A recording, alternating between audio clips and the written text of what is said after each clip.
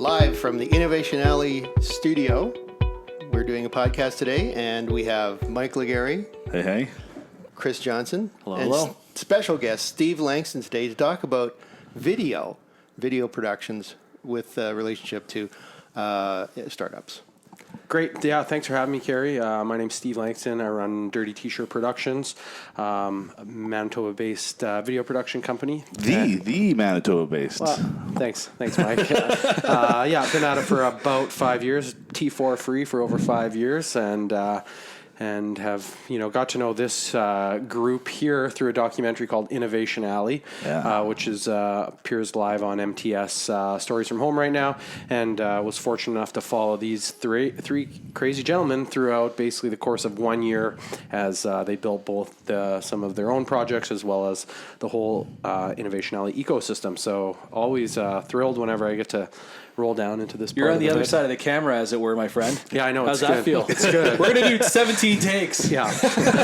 Well, we're gonna need that one more After time. doing a year of that almost reality show thing, I like he's back in our life now again. I don't know. Yeah. So Steve, tell me, there's many different kinds of video, like short commercials and long pieces. Like, what kind do you make? We make a wide variety, anything from animation to your kind of like more testimonial driven. Here's our story to our bit more glossy commercial style videos. So we really try to do really whatever the market demands, and often it can be anything from your really basic up to your much more elaborate style of video. So really we look to use the medium as best as possible and pull in the talent when needed. So when we zoom in on, when you say what the market demands, let's zoom in on startups, innovation type companies, early stage, and their demands. So these companies typically have fairly small budgets. Or no budget. Or no budget, yeah. What do you see is common for small, innovative startup companies that we talk to here in Innovation Alley? Like in your experience, what's the first video that a company like that would come to a guy like you for, and or what do they come and ask you for, and then what do you counsel them into because it's going to serve their purposes best? Yeah, great way of framing that up. So I think it's always really important to look at your market. Who's your target market? Who are the key decision makers within your space? And who are the people that are going to, by convincing them through this medium of video, going to allow you to really grow your business. So, it can be anywhere from, hey, I'm trying to woo some investors. So maybe it makes a little bit more sense that we have this ability to demonstrate.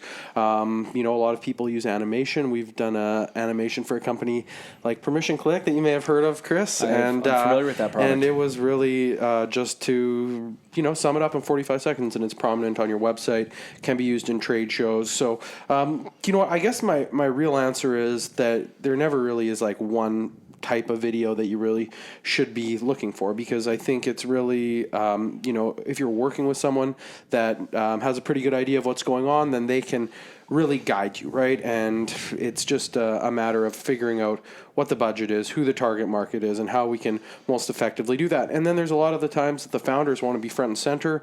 A lot of times the founders don't want anything to do with it, And right. And I guess it's really just a matter, again, knowing your marketplace. Are you just selling in Canada? Are you really trying to have a global brand with global appeal? Even if you are having a global appeal, maybe it makes sense to play the Canadian angle.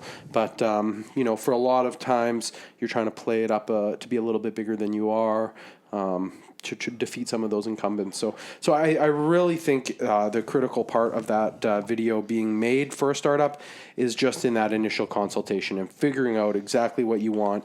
And then when you figure out what your story is, then, trying to attach a message and a style of video to the budget. So Permission Click's done a video. We use Steve. Mike for Havana Controls did a video. Yeah.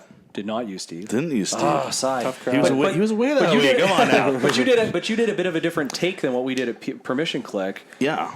What you guys did a 2-minute video? Well, 90 second? Yeah, it's there's a 30-second and a 2-minute version. Right. And what was interesting with Havana Controls, the whole point was luxury market, very targeted high-end consumer who's really just swiping their credit card online for a $5,000 device sight unseen. So the video is trying to replace and create immediate credibility for the product, like that desire, that luxury feel, etc. And debatably, it's worked. But one thing I'm interested to talk about next is even that 2-minute video, that was not a $400 budget. And you can see around me, I love the technology. I love to buy my own cameras and recording equipment, all this crap. There's no way I was able to do that. Like, it requires, there's a skill set behind it. For folks, you've got to see this all the time, Steve. Like, folks, I can buy the equipment, I can do it myself. Why am I hiring a third party? Like, how would you articulate the skill? Yeah, why not DIY? Well, you know what? I always encourage people to go DIY, and you know what? This Really? Oh yeah. Do you know what? Because Have you yet to make that happen? okay, no, and the reason that I encourage people to go DIY is because when you're dealing with social media campaigns or those like constant contact style of campaigns, you got to be relentless. And unfortunately, I like to travel so much that I typically can never like really attach myself to someone's hip for the one entire year. So, and then it's also, you have to be realistic with budget, right? Like, if you're a small organization, you can't be. So it's, again, and a great story I have is I was replaced by a selfie stick this year, and I thought it was awesome, because a real estate agent, my buddy Ryan Shields out of Brandon, I've been shooting a lot of like regular content with him, done his like nice marketing video that he uses in presentations and online, but then he would just do like little interview style videos, and I would do those. And then he just grabbed a selfie stick and started crushing it, and like was getting like thousands of hits. He was profiling businesses in Brandon, right? And boom, selfie stick. So to me, it's like, yeah, I encourage DIY because you're building your brand, and I believe it's an effective medium. And then you get to that video that you can't make, right? So, so what's that all about? What's that video that you can't make? What's the difference? So there's a lot of things, and I was just had this conversation over lunch with someone, and it seems counterintuitive. I was like, there's so many barriers to entry in this space. When we can also argue that it's $10,000, $5,000 to get going, right? You got all the equipment. But the barriers to entry are that if there's many elements in a video, and if one thing is screwed up, it doesn't matter how well it was lit. It doesn't matter, how good the Steadicam shot was. If the audio sucks, it doesn't work. And if the guy or gal's out of focus, it doesn't work. And then then there's the subtleties that you learn after 2 to 3 to 5 years of making poor videos, right? So just like when I'm interviewing Chris Johnson for Innovation Alley, it's, okay, Chris, I need you to stop, and I need you to say it just a little bit differently, right? And whereas the average person's just like, hey, it sounded good, someone that has a bit more experience can say, I'm going to get into the edit, and I'm going to have nothing to do because it's going to just be garbage. So I think that it's the reason why really DIY is challenging is because the double whammy is there is $10,000 worth of equipment that you probably want, or 5 at least, to really get going, from lights to microphones to cameras. You can get going.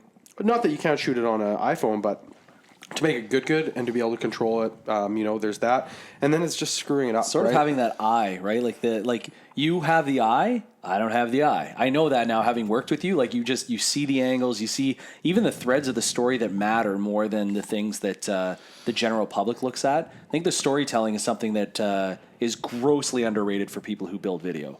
Yeah, for sure. And the thing is, it's if you waste your time, we'll go in with a corporate client, and they, I flew to Nova Scotia, and 4 employees came along, and if you mess that up, like, it's not just the money that they're paying me, right. It's like those people that are standing there watching, the factory that's shut down. Like, once you really start to scale up and involve other people's time, the cost of screwing it up goes up exponentially. So on the podcast lately, we've been talking a lot about these crowdfunding campaigns. In fact, we just had one here. There's remnants of it on the table here.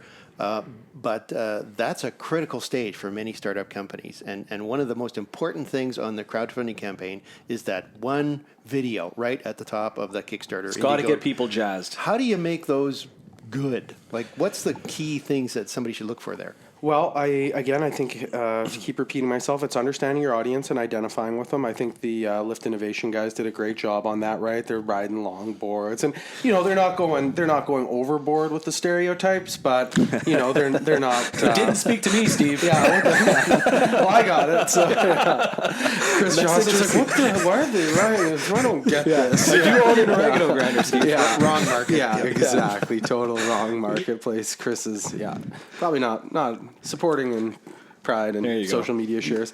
But, knowing your market. And then, the other thing is, do you have a really compelling founder, right? Because, it's 1 out of 7 that is. And, you can have all the good production but if the guy doesn't seem sincere, it's not really going to work. And so, but again, do you bring in a star or like a talent, and that's not going to seem that sincere at all. And I think one thing that if I can really when you're talking DIY and all of these things, really get people to focus on is like, just try, right? And like, I sucked when I got going, but I kept going, and Carrie Stevenson, who actually has some game in video production that no one may have known, but the man knows how to frame a shot. I've tried hiring him before, and he said no. So I got a better offer. yeah, but really, like, even if you're on your own personal social media, right? It's like you don't always need to hire a pro, but just like go down that road and make something really brutal, right? Yeah. And then the next one will be better. But that said, I mean, you've seen some Kickstarter pages where there's like the owner,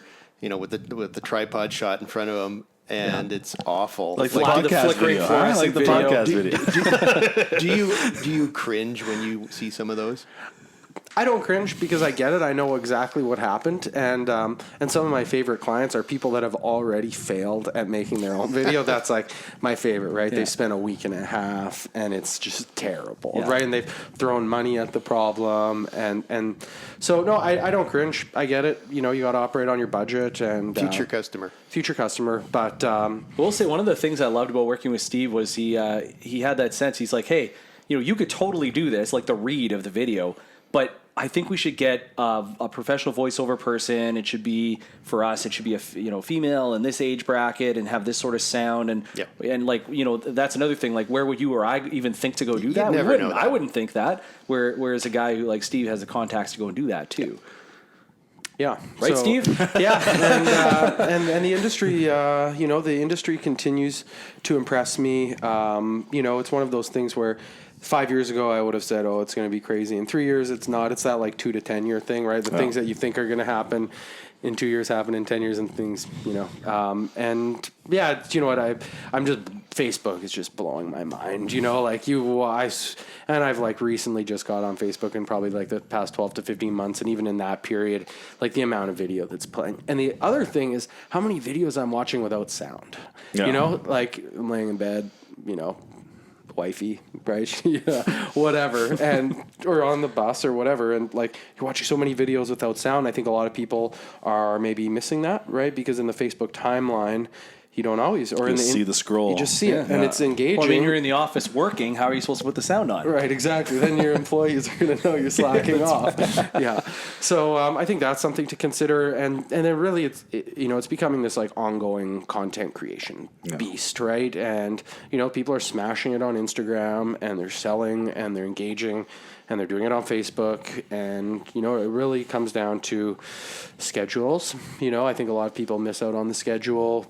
Book it in, and the other thing is like we can come in and shoot 10 short videos that then you can drip out, much like you guys are doing today, right? Record a bunch. No, this is live, Steve. we're trying to fool the people. Live. I think, whoops. So in closing here, 'cause we got to wrap up. But I'm a startup who's looking to do their first professional video. I'm a well-endowed international Canadian business who wants to work with Steve. Where do we find you on the old internet? You can check me out at dirtytshirt.net, DIRTYTSHIRT. You can get at me on Instagram, Facebook, Twitter, all fairly active on all of those things. And catch the Innovation Alley documentary that you shot, produced, directed. Had some help, me and Chris Mitchell. But yes, and that is the Innovation Alley, to announce, is going to be played on national TV February 27th. And you can check it out at cbc.ca/absolutelycanadian. And Congratulations, buddy. That's really cool. Hey, that you got it all the way congratulations to all there. you wild animals for doing something interesting enough. Self snaps all around. Well, that's all the time we have for today. So after hearing that, obviously you have to get a professional video producer to do any of your videos, short or long, Steve Langston is one of the guys you should consider doing that. So thank you for coming in today, thank you. Steve. And of course, Chris and Mike and myself, Kerry Stevenson. That's it for the Innovation Alley podcast episode.